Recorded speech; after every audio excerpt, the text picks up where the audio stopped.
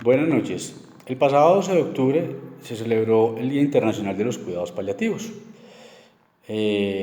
Con motivo a esto, subí a las redes sociales un documento publicado en Ginebra por la Organización Mundial de la Salud de hace 30 años, de 1989, llamado Alivio del dolor y tratamiento paliativo en cáncer. ¿Por qué me tomé la tarea de compartirlo? Porque pasados 30 años es cuestionable que mucho de lo que se propuso en este documento al día de hoy no se cumpla a cabalidad. Incluso el objetivo que planteaban ellos era la desaparición del dolor por cáncer en el menor tiempo posible. Yo no creo que el menor tiempo posible en una condición de tanto malestar y generadora de tanto sufrimiento sean 3 décadas. Entonces creo que estamos faltándole a los enfermos y a sus familias en una responsabilidad que es nuestra como profesionales. Ellos tenían como desafío para el futuro la ausencia del dolor, que debe ser considerado como un derecho de todo enfermo con cáncer, y el acceso al tratamiento del dolor como una manifestación de respeto hacia este derecho.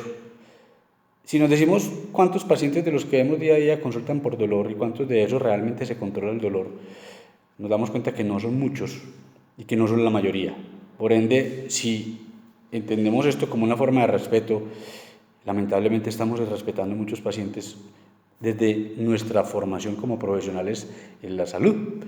Ellos hablaban de que el alivio del dolor ha de ser considerado como parte de un amplio plan de tratamiento que tenga en cuenta los aspectos físicos, psicológicos, sociales y espirituales del sufrimiento, el cual se conoce como tratamiento paliativo. No se hablaba en ese entonces como formalización, no se hablaba ni siquiera como una especialización en tratamiento paliativo, porque eso resultó posteriormente. Por ende, se estaba invitando a que diéramos un tratamiento paliativo integral al paciente y a su familia como una obligación a todos los profesionales de la salud. Ya con la formalización, pues con más razón que se debe haber extendido el proceso de formación y la cantidad de médicos expertos en el tema. Inevitablemente, partiendo de esto, deberían ser muchos más de los que al día de hoy se pueden encontrar. Ellos contaban que el tratamiento paliativo consistía en la atención activa y completa de los pacientes cuya enfermedad no responde al tratamiento curativo, y es sumamente importante el control del dolor y los demás síntomas, como también los problemas psicológicos, sociales y espirituales, y tenía por objetivo, o tiene porque también lo tiene actualmente, facilitar al paciente y a su familia calidad de vida, y son aplicables también en las fases tempranas de la enfermedad. Particularmente, ellos hacen mención de las fases tempranas de la enfermedad, y es llamativo que al día de hoy muchos profesionales de la salud, médicos generales, médicos especialistas, psicólogos, trabajadores sociales y terapeutas aún piensan que el cuidado paliativo es equivalente a cuidados de fin de vida. Creen que el cuidado paliativo solo se accede cuando el paciente esté en una condición terminal o próximo a morirse, lo cual es un gran error. Todo paciente con diagnóstico de enfermedad crónica que por efectos de su enfermedad va a tener deterioro en su situación física, en su funcionalidad, en su autonomía, en el transcurso de los meses, años o décadas.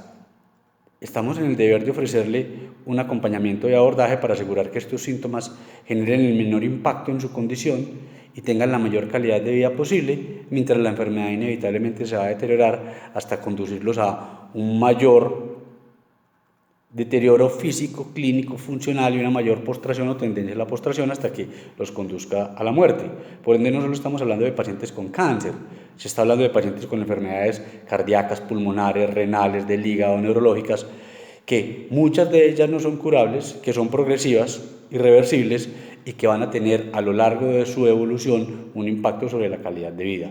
O sea que no es de esperar que el paciente esté próximo a morirse o con un pronóstico de tiempo inferior a 6 meses para decir, venga, ya es justo. No, desde el mismo momento del diagnóstico hay que pensar en qué alternativas paliativas se le pueden ofrecer a este paciente. E incluso los tratamientos que damos normalmente para control de las enfermedades, si no se curan, por ende lo que estamos haciendo es paliando las enfermedades. El tratamiento paliativo se originó en la década del 70 más o menos, en los servicios residenciales de asistencia paliativa llamado hospicio. No era una asistencia de carácter especializada, era una asistencia de tipo general, pero cercana a las necesidades de los pacientes en ese entonces, que ahora, 30 años después, siguen estando lejanas para un gran número de personas. Y la unidad de tratamiento es la familia, no el paciente por sí solo. Muchas veces nosotros vemos pacientes andando solos o entrando con un solo familiar a la consulta, o en urgencias el paciente solito con el familiar acompañándolo o el cuidador, cuando debemos hacer un abordaje al paciente y a su familia en conjunto, completos. Son un binomio indivisible. No uno por un lado y el otro por el otro, porque es que tenemos que abordarlos a los dos. Cuando el paciente está enfermo, la familia está enferma. Y se vienen presentando los mismos obstáculos que se presentaban hace 30 años. Carencia de políticas nacionales en asistencia paliativa. Teniendo Colombia una ley de cuidado paliativo, que es la ley 1733, que propende por la atención integral, psicosocial y espiritual del paciente y su familia, al día de hoy son muchos los pacientes con enfermedades crónicas avanzadas, irreversibles, incurables o enfermedades terminales que no han recibido tratamiento, ni siquiera el mínimo sintomático. No hablo ni de lo integral, ni siquiera el mínimo. Hay una falta de educación para los profesionales en la salud, en teoría, y que diría yo que en la práctica, todo médico general está en la obligación ética y moral de tener unos conocimientos básicos para abordaje de tratamiento, para abordaje de pacientes con enfermedades crónicas.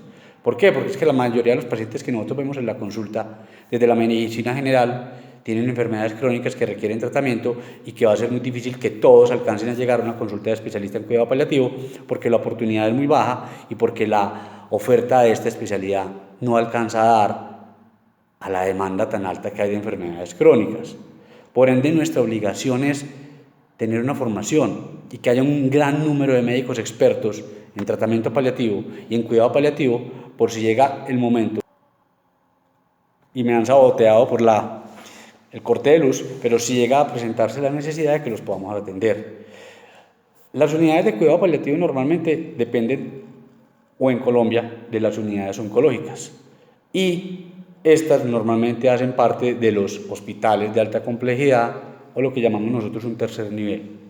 Pero, ¿cuántos pacientes llegan a estas unidades? ¿Cuántos pacientes llegan a estas instituciones? Generalmente la mayoría de los pacientes llegan a los primeros niveles, a los segundos niveles, y en esto se deben resolver la gran mayoría de los síntomas asociados a las enfermedades. Por ende, es nuestra obligación formarlos. Si las universidades están pecando por falta de formación en esta área, nosotros que tenemos la conciencia de eso, debemos por lo menos buscar el recurso para conocerlo, para formarnos, para aprenderlo y para aplicarlo. Y el cuidado paliativo, como se ve en las facultades de medicina, no es 3-4 semanas en un semestre. De la misma manera como se dan 3-4 semestres de medicina interna, de pediatría, de ginecología, de ortopedia, de cirugía general y demás. Y todas estas especialidades abordan condiciones crónicas. Ese mismo tiempo se debería ofrecer en cuidado paliativo. No debería ser yo quien le diga a la universidad, vea, ustedes tienen que darlo. Creo que las mismas universidades, dentro de su responsabilidad ética y jurídica, deben de replantear eso. La respuesta es que no tenemos tiempos en los programas de medicina para ampliar mucho más y dar más educación.